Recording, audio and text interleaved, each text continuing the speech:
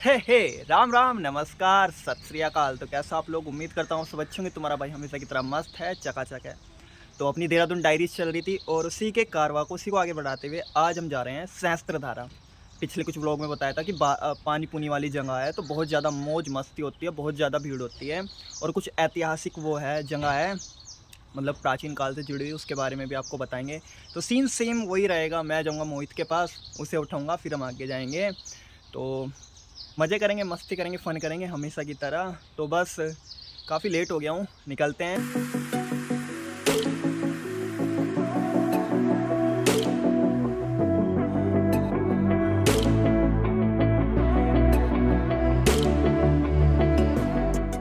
A few moments later. तो भाई साहब फाइनली उठा लिया है और अब निकल रहे हैं सहस्त्रधारा। और भाई कैसा रहा ये दिन तेरे? बस भाई बढ़िया, दिन एकदम मस्त गुजर रही है और हमें जा रही है, लग रही है। अब तो तू बापू भी बन गया और ज़्यादा रिस्पॉन्सिबिलिटी आ गई तेरे ऊपर है। हाँ, रिस्पॉन्सिबिलिटी भी आ गई, पर मजा आ रही है कुछ।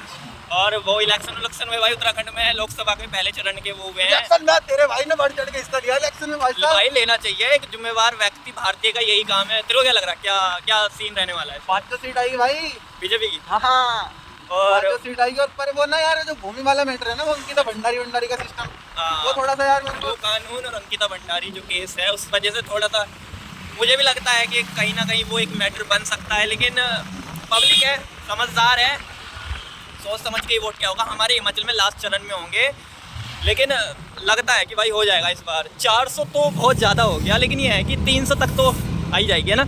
हाँ, इतना तो 300 से मतलब 10-20 ऊपर ऐसा कुछ हो सकता है, लेकिन 400 तो बहुत ज़्यादा है यार।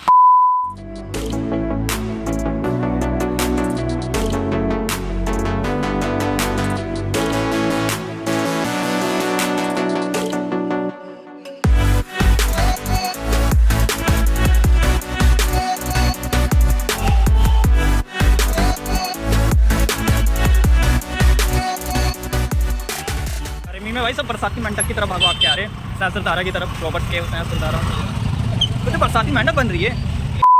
भाइयों फाइनली सहस्त्रधारा पहुंच चुके हैं और स्कूटी लगा दी है पार्किंग में, फ्री वाली पार्किंग, क्योंकि हम पार्किंग में पैसे देने में विश्वास नहीं रखते, उसका कुछ खा पी लेते हैं। और भाई सही है ना, सीता ही कहता है, मैं कहा शरीर में दम ना हो पर सीता ही कहता है। तो अब जो यहाँ की प्राकृतिक गुफाएं हैं जहाँ से जल बह रहा है, मतलब सहस्त्रधाराओं में, और गंडक जल वहाँ चलते हैं और वो सब व्यू वो दिखा दे ऊपर जाते हैं जिससे। अच्छा, रोप वे दिखाते हैं, चलो। ये है भाई सब रोप वे, इसका टिकट है मात्र 200 रुपये। तो अभी हम जा रहे हैं शिव मंदिर और जो गुरु द्रोणाचार्य की प्राचीन गुफा है उस तरफ। तो आपको कुछ व्यूज़ दिखाते हैं यहाँ पर।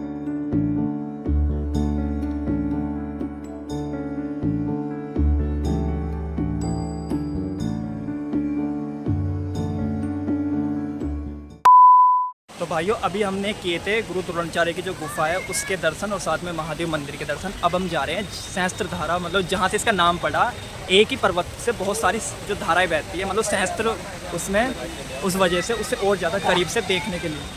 तो भाई साहब इस पर्वत की बात हो रही थी, इस पहाड़ से सहस्त्रधाराएँ आ रही हैं जो नीचे जाके इस नदी में मिल जाती हैं, और इसलिए इस पूरे एरिया का नाम सहस्त्रधारा है। ये आप देख सकते हो।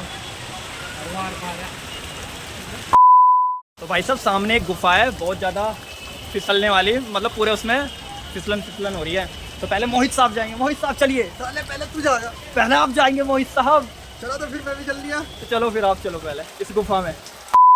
भाई साहब मेरा बिस्तर यहीं डाल दो, मैं तो यहीं सो रिया। ओ भाई साहब, वाह भाई वाह, ये आप नीचे देख सकते हो भाई, क्या शीतल जल है। वाह भाई मज़ा आ गया, पैसा वसूल, एक भी पैसा खर्च नहीं किया लेकिन पैसा वसूल।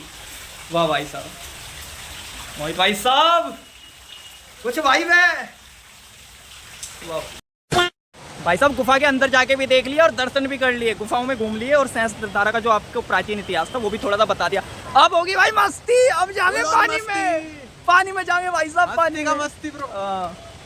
इधर से निकलते हैं भाई साहब। ओ मोहित भाई हाथ मत लगा दे, कच्चा बड़ा तेरा कच्चा, अभी तो नहाया भी नहीं, कच्चा लगा दे बच्चे को, सुखाने को रखा हुआ है।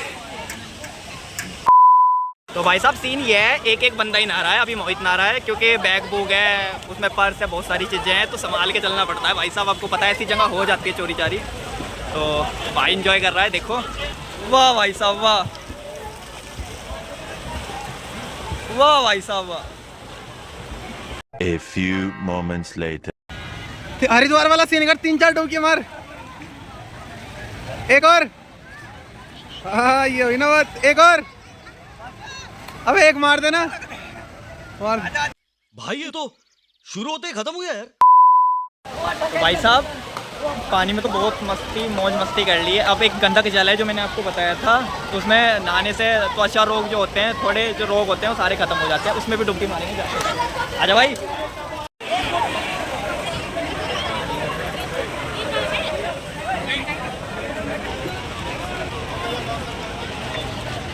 नीचे जा और ये भर दे, उधर नीचे पहले।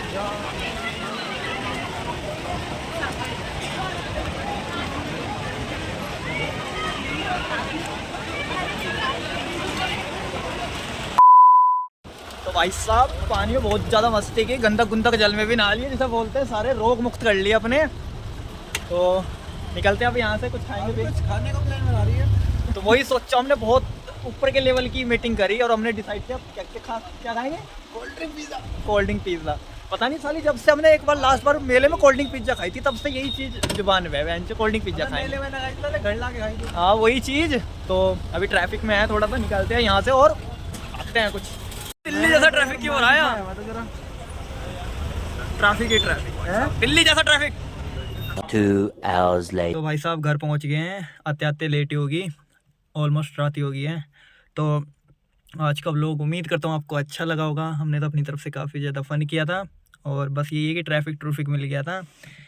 बाकी देहरादून डायरीज़ ऑलमोस्ट अब ख़त्म हो चुकी है, क्योंकि जहाँ जहाँ मैंने सोचा था वहाँ हम चले गए हैं। जितनी मैंने मतलब लिस्ट बनाई थी एक स्टार्टिंग में ही कि यहाँ हम जाएंगे, ऐसे ऐसे फ़न करेंगे, तो ऑलमोस्ट सारा हो चुका है। अब कुछ बचा है नहीं। बस ये था कि एक मैं सोच रहा था कि जो नाइट लाइफ है ना देहरादून की, वो एक्सप्लोर कर लेते, लेकिन वो अभी थोड़ा सा मुश्किल है। लेकिन कोई नहीं, उसे बीच में कभी कवर कर लेंगे। मतलब वही था, उसमें सारा चीज़ दिखाना था कि देहरादून में रात को कैसे इंजॉयमेंट होती है, मौज मस्ती होती है। घंटाघर के आसपास की जो मार्केट है, पलटन बाज़ार है, वो सारी चीज़ें हैं, लेकिन उसके लिए टाइम है। बाकी बस यही है कि इस सीरीज़ की जब मैं स्टार्टिंग में पहले एपिसोड के लिए या वीडियो के लिए कह लो FRI गया था, तो मैं बहुत ज़्यादा एक्साइटेड था, लेकिन उस तरीके से या तो मैं बना नहीं पाया। जो चीज़ थी, मैं यही चाह रहा था कि देहरादून डायरीज़ में हम फ़न करें, मौज मस्ती करें, और उसके साथ साथ थोड़ी नॉलेजेबल व्लॉग बन जाए।